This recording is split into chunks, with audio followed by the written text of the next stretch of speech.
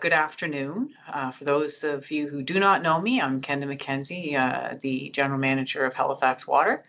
And today is workshop number 2 on the Regional Development Charge and our interested party engagement. And the focus of today's topic is going to be the infrastructure list that's needed for growth. And just a reminder that you are being recorded, and I'm going to turn the floor over to Megan. We have a number of staff here to assist in some of the conversation as needed. And I'll be kind of monitoring for any hands in case Megan's entrenched in the presentation, and we'll go from there. But she does have moments to pause and be engaged in dialogue and feedback. So I'm going to let Megan go. Way you go. Thank you. All right. Thank you for the introduction, Kenda. Good afternoon, everyone. Here we are for our workshop number 2, the infrastructure list for growth. Just a couple of housekeeping items. We'll go over the schedule, the follow-up items from the population projections, and then get right into workshop number 2.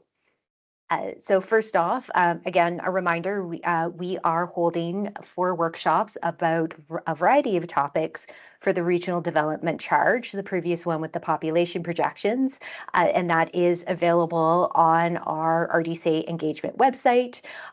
So this presentation also gets turned into a PDF and posted there, so that link time is there. We also have the financial assumptions and the application of the charge coming next, along with the additional time, just in case we need it. And then looking back at the previous workshop for population projections, Halifax Water had 2 items to come back to the interesting parties. We don't have answers today, but this is a parking lot item that we will be looking at. One is the population numbers from 2021 to 2024. As you know, we are in the middle of kind of the census cycle. So although we have estimates for that time frame, we don't have exactly what that means for the service population for Halifax Water customers. So we're looking more into that with HRM, and then also looking at the people per unit data and what that means for different areas. So those are just kind of some parking lot items as we go through the process. And with that, we go into our workshop for the infrastructure list. So our agenda today, we'll take a look at the integral resource plan, where the projects came from, how that list fits into the model. We'll discuss benefit to existing, post-period benefit, and then there'll be a 10-minute break. We'll see how the discussions flow. Often that break is, just to kind of break the day, like the hour or 2 up. And then after that, we'll go into some completed projects, highlight some rescope projects, highlight some no longer required projects, and then kind of get into a new project. And then we have additional time at the end. So with the slides, any slide that we have for kind of like a pause for discussion, I do have highlighted in the first corner. The first bit of the presentation will be a lot of information to present to you.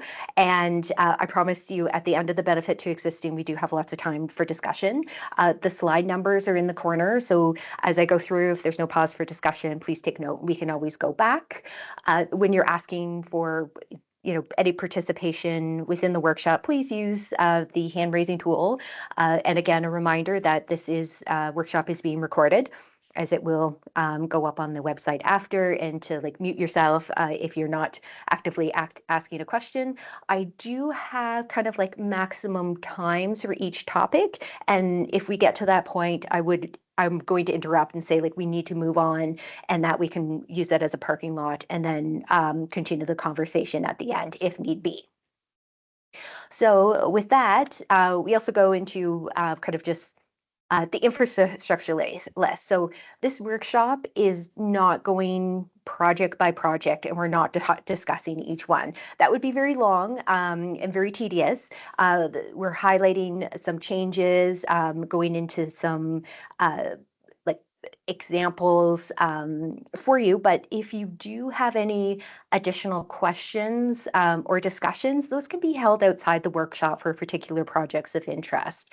And we are more than happy to receive your feedback and to answer your questions through the RDC 2025 at halifaxwater.ca.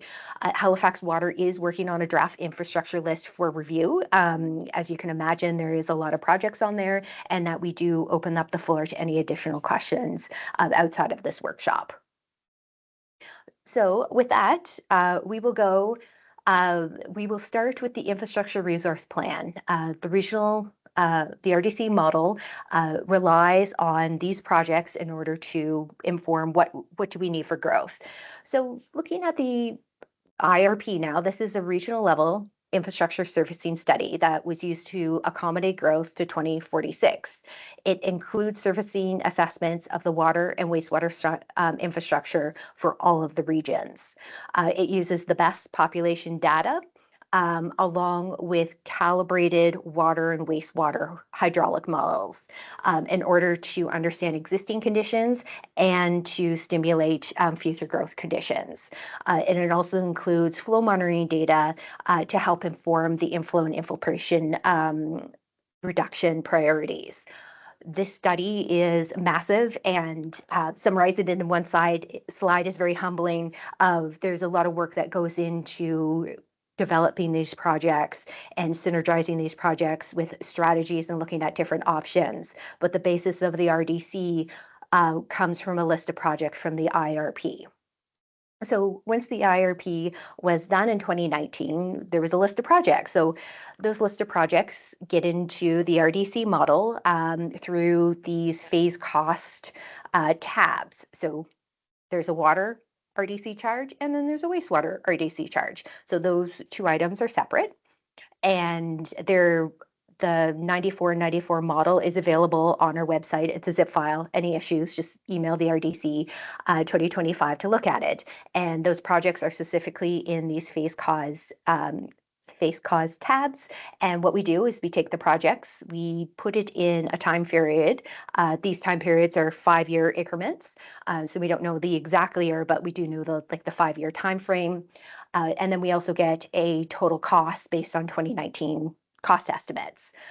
Taking a further look at what the model does after that, it takes the costs, it escalates it based on what time period it's in, construction interest is added, and then we get a total RDC cost for each individual project for growth as indicated by the IRP.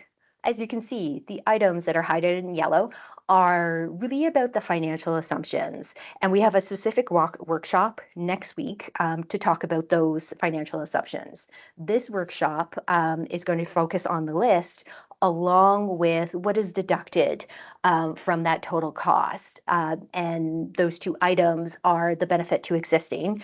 When we do a project, sometimes it can also benefit the ratepayers. How do we deduct for that benefit, which is not growth? And then there's also the post-period benefit that is also deducted from that cost. And after these two deductions, we get the orange column, and this is the total escalated costs, which make up, that go to the model in order to determine what the RDC costs are. So with that, the first item that we're going to talk about, and promise you it's a lot of talking to go through it, but we will stop at the end, at the end of kind of this section, is the benefit to existing. The benefit to existing, it represents the non-growth component identified for certain projects which benefit the existing service area. So benefiting the existing ratepayers with different projects that come in. The benefit to existing methodologies have come from a position paper that was done as part of the 2019 IRP. This position paper is posted onto the engagement website. And if you would like more detail, feel free to read it, as it provides 5 methods in order to calculate the benefit to existing. Halifax Water's most common approaches to benefit to existing and our current list and what was used for 94 and 94 have been method 2, which is a level of service range approach, and method 4, which is flow ratio approach. However, to understand fully the 5 methods, I'm just going to just briefly go through each method, and then we'll have some examples of that. So the first method is using the age of pipe. This approach is based on the cost of replacement discounted for residual life. The approach requires assumption of the life expectancy where the existing pipe has exceeded the assumed life. A minimum percentage can be used to acknowledge the fact, well, some pipes are still serviceable after their assumed age. And to acknowledge these estimates with this benefit to existing method. The next one is the level of service approach range. So this is a very common method that has been used, and this approach seeks to apply simplified rules with recognized level of service, and this is level of service directly to Halifax Water's customers. So when we have a project that is driven by growth and could address limited deficiencies, we would say that the rate, like the benefit to existing, would be 5%, whereas 95% would be to the RDC. The next level is the project is still driven by growth and addresses known existing deficiencies. So we're putting more, 25%, on the benefit to existing and then less onto the growth RDC charge that way. Once we get to a project that equally provides an enhanced level of service and capacity for growth, that's when we see a 50-50 split. 50-50 to the benefit to existing, 50% to the RDC. And then we even go a step further, that a project may provide primarily enhanced level of service to the rate base, as well as provide capacity for growth. And then this is the 75%. It's being driven by the benefit to existing, and then we have 25% that's attributed to growth. And then there's even this other for those unique splits that don't often meet that don't meet any categories. So method 3 is the deficiency ratio approach. So this approach uses a hydraulic model. So there's a lot of technical information that would have to go into this type of methodology, and it analyzes the capacity, acknowledging that there may be some deficiencies already into the pipe. So this requires a lot of background information, modeling information in order to make these determinations. And then method number 4 we have is just the flow ratio approach. So it simplifies the previous method, and it uses the difference between the existing capacity, the existing flows, and like what it looks like for the growth flows. And then finally, for the last method, we kind of have a default percentage where there's very simple assumptions are made for growth and for the existing rate pace. One of these assumptions can be 50-50, 50% rate payers, 50% growth as a potential method. So that was a lot. There's a lot of, 5 methods are presented. They are in a position paper that is available online that you can look at. And if you have any questions, please reach out to us. So now to get into examples and to apply that. So a really unique example is applying a benefit to existing to our wastewater treatment plants. So through the wastewater planning study, Halifax and the Dartmouth considered the flows to the plants along with the loading. So that's an example that doesn't really fit in that it's almost very project specific in order to gain an understanding of what the benefit to existing is and then what the growth is. And so in order to put a couple more examples out there, I'm going to just go over kind of like a background of how the projects were developed. And this is just really simplifying it. There's a lot more work that goes into it. This is really simplifying what happens with the models and the development of the project. So over here, we have the central system, and this is a graphic available in the IRP that's posted online. And, we have Beaver Bank over here, Springfield Lake, we have like the Bedford Basin down here. So when the hydraulic models are set up, they use the pipes, and you can see the pipes here in purple, and some flow monitoring data, and you can see the flow monitors that are indicated in green. And then they put on some growth assumptions into the models. The models are run, and then the models where pipes are over capacity, they'll turn red. And those are areas of restriction that need to be looked at in terms of, why is this turning red? Do we need a bigger pipe? So everything's evaluated that way through the model. So with that, I just have a couple, three examples. And one being, so we have the model, we input the growth, it's run, and then we have all these areas of restriction. So let's take a look at an example where there is no 0% to the regional development charge.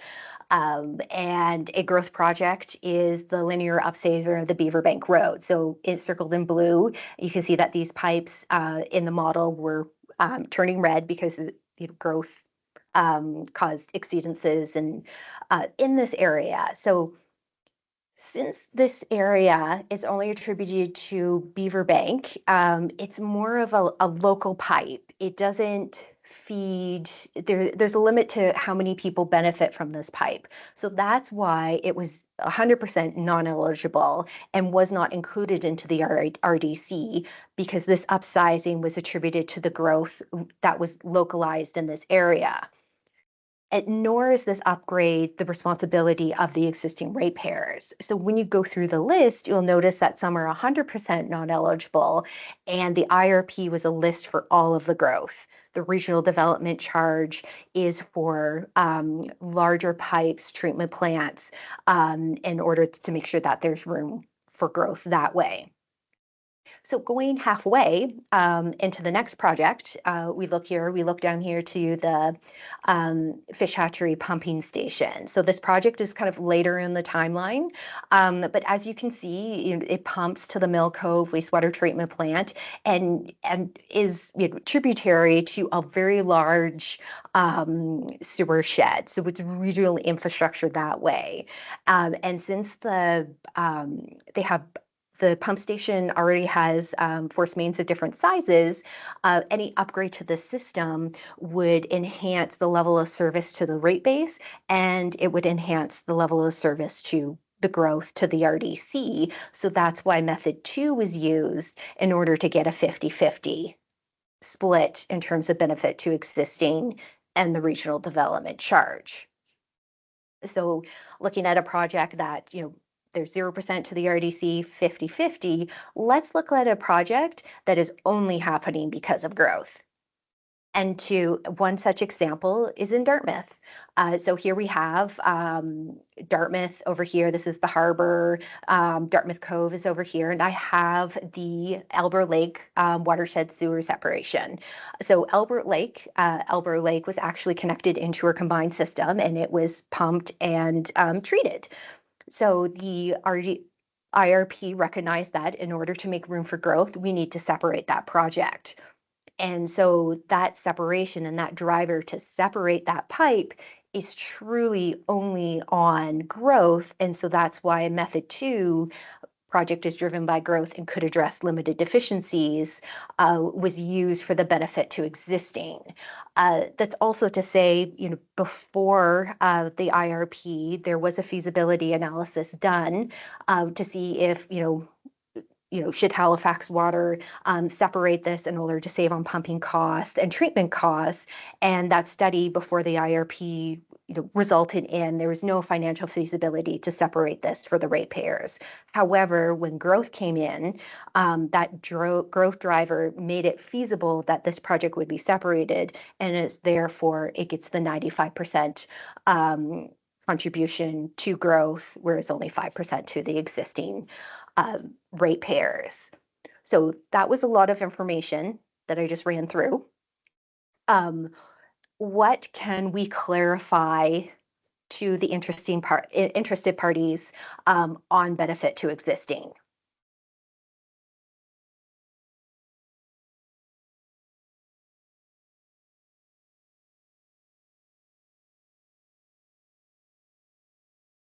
Is there any questions about that?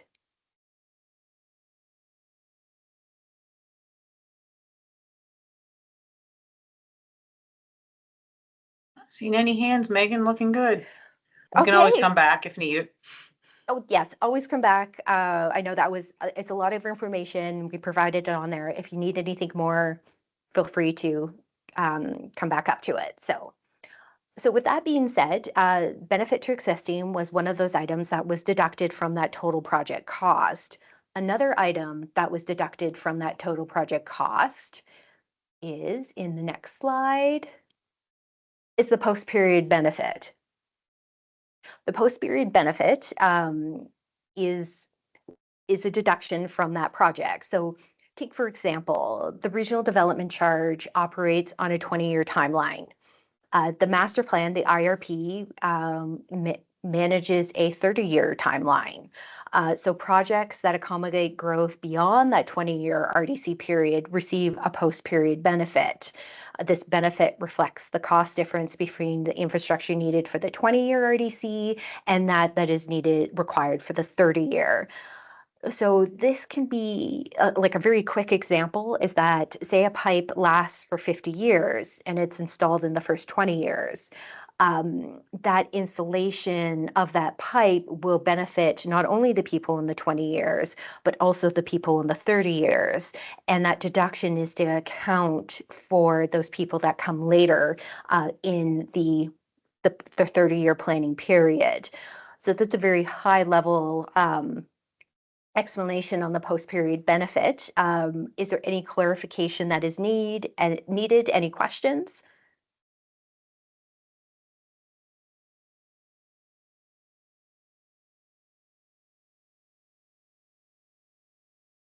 We'll just give it a minute, and that's okay. Like if you have questions after, we're more than happy to answer them and to discuss them that way.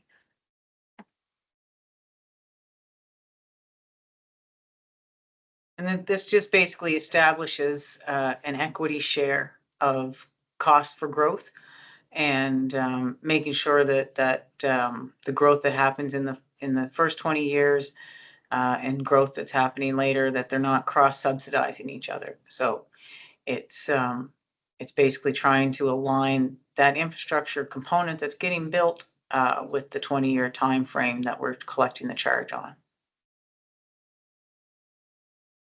So with seeing no hands, I'm going to move on in the slides. I did have a break scheduled, but I'm going to go through that break. I'm okay to keep going. So bit of a break. So now let's look at what's happened in the last 5 years in terms of the infrastructure list. So with any planning exercise, the IRP is done roughly once every 5 years, and we take a look as assumptions change, as the world changes, as things we never predicted happen. That 5-year cycle allows the infrastructure to always be taking a look at the population and the infrastructure. So the next kind of completed projects, the rescope, there's no by mean the limited like number of projects that have changed. It's just really highlighting some of the important projects. So let's start off with completed projects, particularly starting on the water side. And to also bring this into context, when a project is done, it goes through a period of preliminary, detailed construction. Sometimes construction can take years. And then it's not until that project is completed that that money is taken from the RDC. So when we look over here, we have a series of projects on the water side. These are mostly water pipe within the right of way. And when we kind of add up the whole total, we've spent about 15.8 million, and these are rounded numbers. And when we look at the forecasted model, it has us about spending 13 million at this time, which is a difference of about 2.8 million with that. So again, the process is like we don't often see that draw from the RDC until that project is complete. So looking at going from the water to the wastewater, it's just a little bit of a different story. We have, we spent about 30.9 million. This 20 million up here can be attributed to the Aerotech and the Lakeside projects. And you kind of see like the other projects that have recently been withdrawn. And this is the end, this is kind of like end of last fiscal year. So we spent about 30.9 million, whereas the model is forecasting closer to about 130, which gets us to about, a difference of 99 million. This is a lot. This is a lot of money that has not been spent yet, but it doesn't mean those projects are not being worked on. It can be years to go through detailed design. So a couple of highlight of large projects that are well within their detailed design are the Fairview Cove Tunnel, the Mill Cove Wastewater Treatment Plant upgrades, and the Maynard Lake Clement Street wetland sewer separation that are within the detailed design. They're getting ready for construction. It's just they haven't been debited to the account until they are built. So with that, is there any clarification that needs to be done with kind of the completed projects?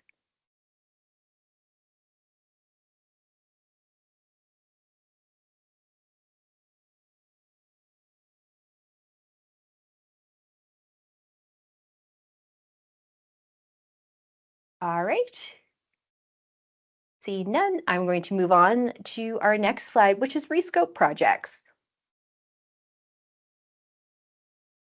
Again, these are just two examples. Rescopes are projects that complete the objective of the IRP, however, are just done in a slightly different way.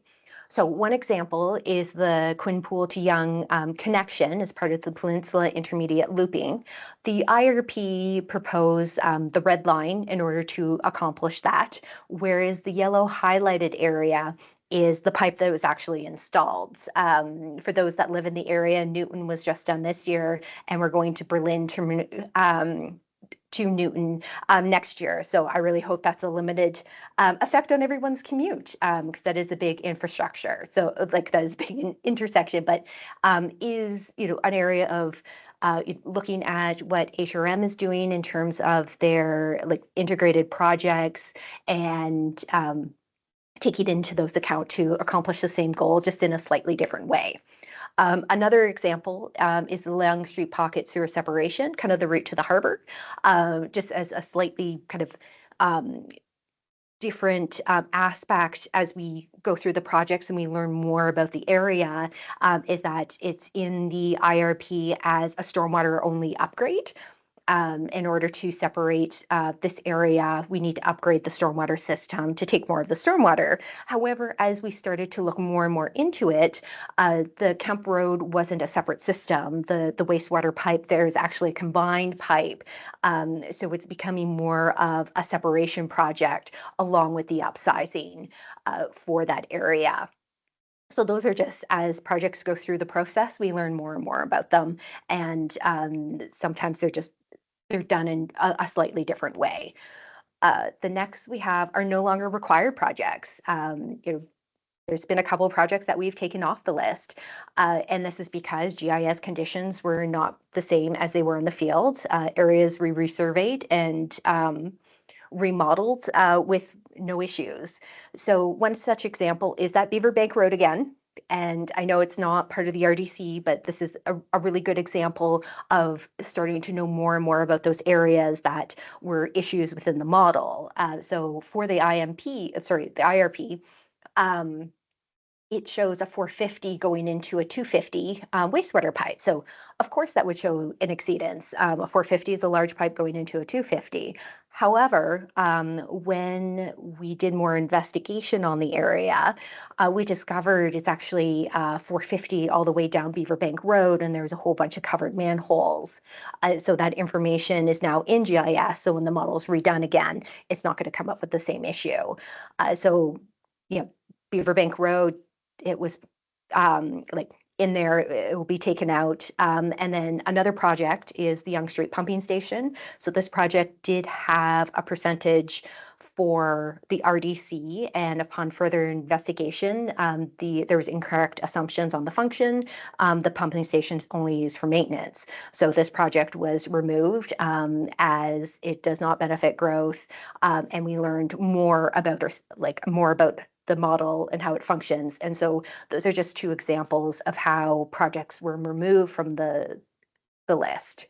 Is there any questions on that part or clarification?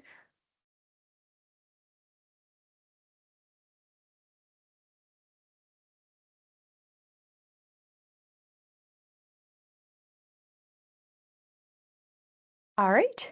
So seeing none, I will move on. And again, if you have any specific questions, and we're going to move on to our last slide in terms of new projects, and it's more of a new project. And this is probably the most significant one, that in the summer of 2024, the matter number 11779 introduced the inclusion of the water supply enhancement program into the regional development charge. The water supply enhancement program is looking at doing upgrades at the J.T. Klein water treatment plant, it feeds into Halifax, Beaverbank, Sackville, kind of that area and upgrades to Lake Major, which primarily feeds Dartmouth. So when these costs were implemented into the model, for this matter number, it resulted in an increase of about 76% to the water RDC. And for example, it would have taken the MUD rate from like 1,300 to almost 2,300, just to kind of round. So this is a very, very significant project that is impacting the regional development charge. So with that, do we have any questions, clarification points?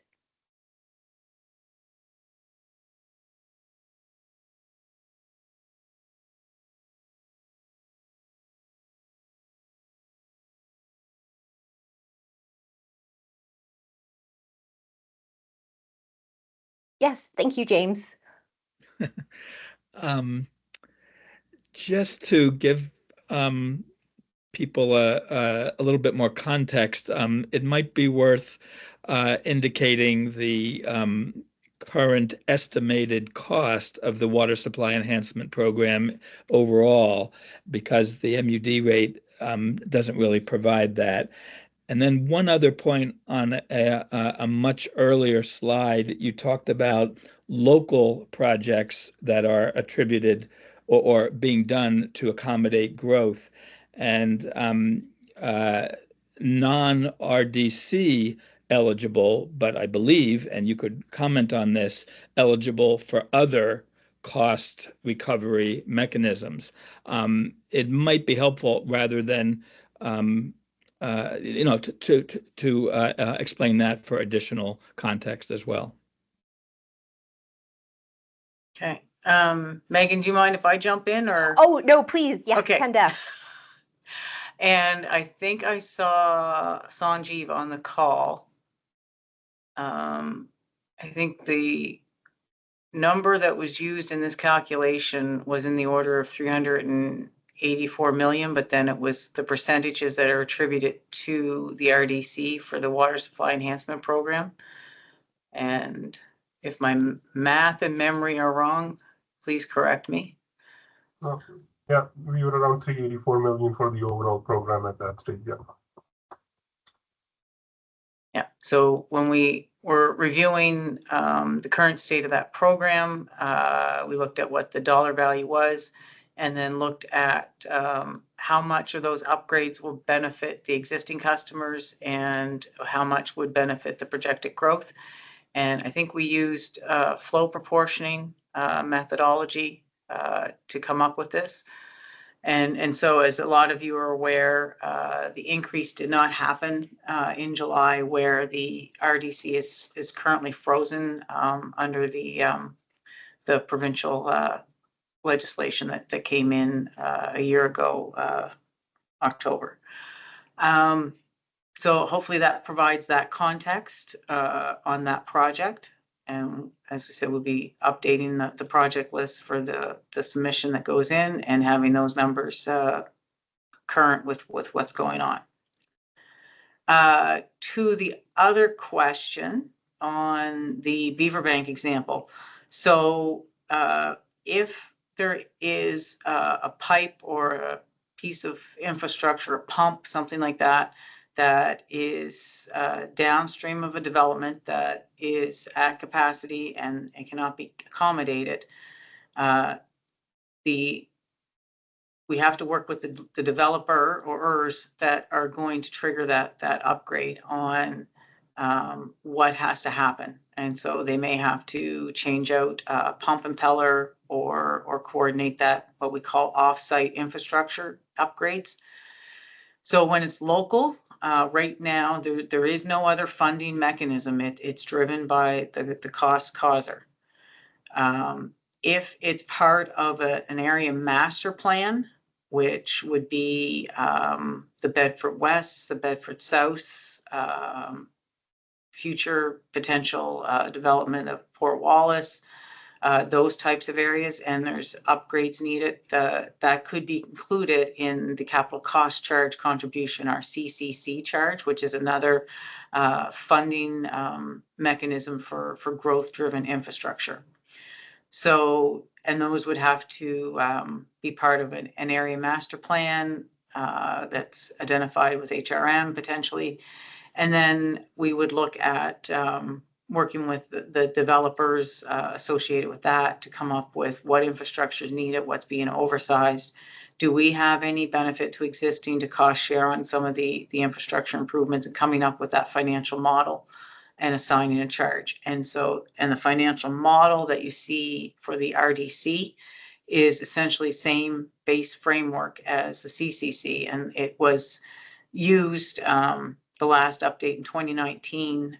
This was basically the framework that was established for capital cost contribution charge calculations, and then transition to provide the math on the RDC.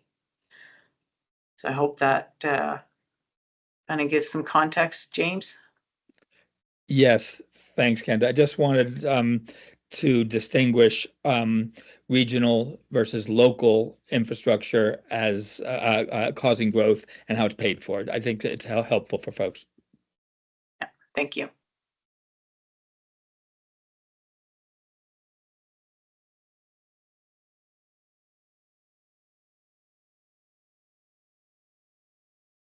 All right, is there any other questions? With that, all right, with seeing none, I'm just going to go into the summary slide, and that will be the completion of this one, of this infrastructure list. So again, we reviewed the schedule and the topics. Halifax Water has some work to do with the follow-up items to workshop number 1. We looked at the infrastructure list and how it's put into the model. We took a look at the benefit to existing, and then got into the post-period benefit, and then kind of took a look at the completed projects, rescope projects, no longer required projects, and a new significant project that will be added to that. So the next steps, for Halifax Water, is that we are working on a draft infrastructure list for review. And if you do have any specific comments about any projects that are there and that or questions, more than happy to answer them through this. The RDC 2025 halifaxwater.ca email. Again, we have a website set up where all this information will be posted. So if there's anyone that missed this, they can quickly catch up. And then next week, get ready for the financial assumptions workshop, which is more in terms of the numbers and the percentage. So I don't know if there's any accountants that people have on their teams. This may be more interest to them rather than the infrastructure projects that are built. So with that being said, is there any other questions, comments, concerns?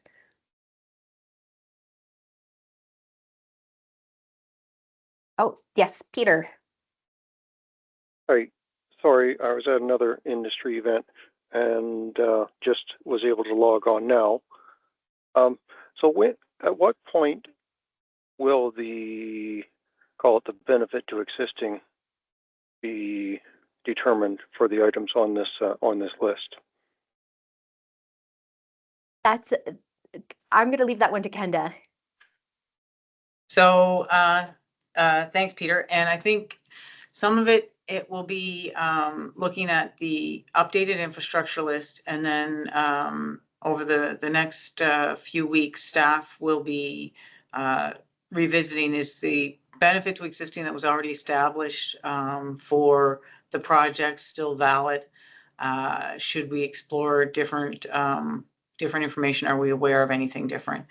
And we will be, I know I don't want to commit to other people that are on the call timing wise, but we will try and get that uploaded so that people can have some time to reflect on it and weigh in. I know last round we would have meetings after some of the stuff was presented because somebody wanted just to understand better why did this percentage or methodology get assigned to a project. So we want to have that available so that there is some time to review that. Yeah, I just know one of my big takeaways from I think it was the 2013 hearing, maybe it was 2012, ancient history now, was when the principal consultant / witness admitted on the witness stand that he pulled the numbers out of the air.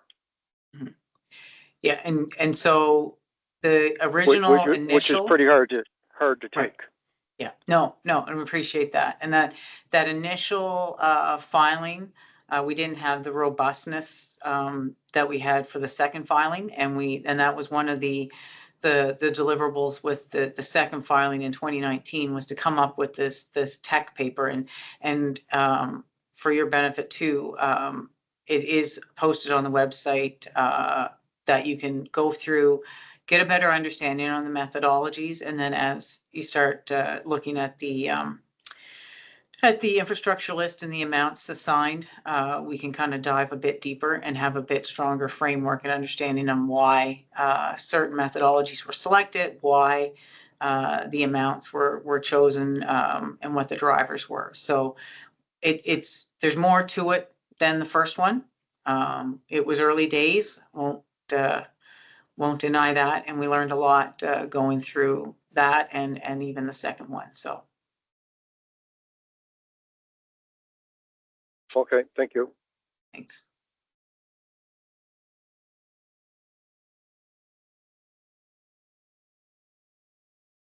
Okay. All right, seeing no other questions about that, we will end the workshop on this note, and video will probably be posted on Friday. Again, if any questions come up, be more than happy to hear them, and we look forward to seeing everyone next time. Thank you, Megan. And All right. Reminder that I think the financial model's there if anybody wants to troll through it before the next session, and for the non-accountants on the call, please feel free to extend the invitation to your accountant team so that they can ask our team the hard questions. Thank you, everybody. Thank you.